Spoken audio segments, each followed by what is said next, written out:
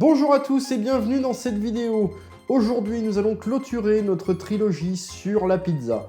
Nous avons déjà réalisé des pâtes à pizza au levain, nous avons réalisé notre propre sauce tomate. Il est à présent temps de réaliser les pizzas.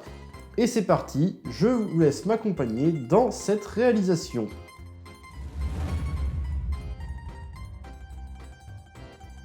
Et nous commençons par étaler du mélange pour pizza sur notre plan de travail afin d'éviter que celle-ci ne colle. Ce mélange est spécialement conçu afin d'obtenir une pâte bien dorée à la cuisson. Vous allez ici comprendre l'importance d'avoir filmé le bol dans lequel la pâte aura levé au préalable. Celle-ci n'adhère pas du tout et cela évite de casser la pâte. Bien évidemment, il est important de fariner copieusement notre pâte afin de ne pas abîmer celle-ci au moment de l'étaler. L'usage d'un rouleau est bien évidemment prohibé. L'utilisation d'un rouleau casserait complètement la pâte et le réseau glutineux qui s'est formé au moment de la levée. Si vous voulez conserver une pâte qui prendra un bon volume à la cuisson, il est important de l'étaler avec les mains en l'étirant tout en évitant de la casser. On observera en cas d'étalage trop intense des déchirures qui se créent sur la pâte. Nous allons à présent pouvoir utiliser notre sauce tomate maison vue dans une des précédentes vidéos afin d'en badigeonner le fond de notre pizza.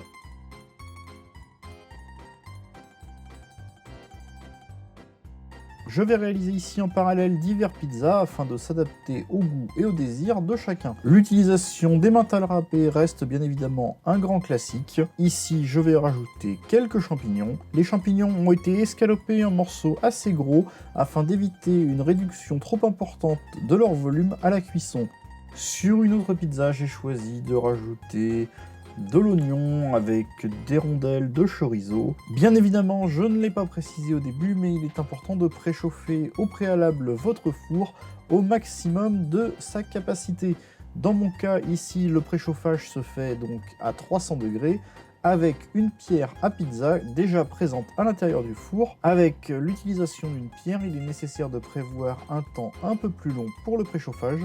Ici, comptez environ 45 minutes. La confection de pizza est également l'occasion d'utiliser les restes de votre frigo. Ici, des restes d'une raclette avec par exemple l'utilisation de morbier. Bien évidemment, ceci sera à adapter au goût de tout un chacun. Il est important de réaliser les pizzas sur le moment et de ne pas les réaliser à l'avance. La réalisation de celle-ci trop tôt entraînerait une humidification trop forte de la pâte avec la sauce tomate.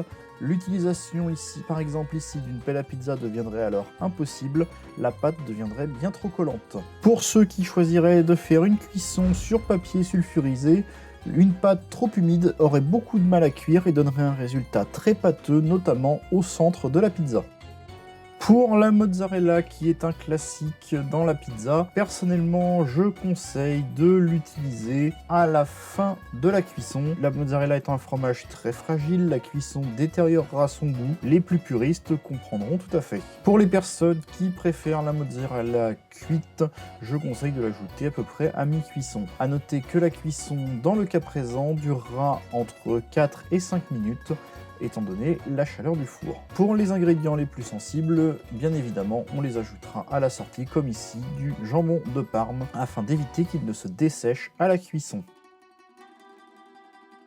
Et voici, nous avons à présent réalisé de magnifiques pizzas que vous allez pouvoir servir à vous-même ou à vos invités. Ici, vous voyez, notre pizza se tient bien, la pâte est bien ferme, croustillante, elle a bien levé. Je vous souhaite bon appétit à tous et vous dis à bientôt pour une prochaine vidéo.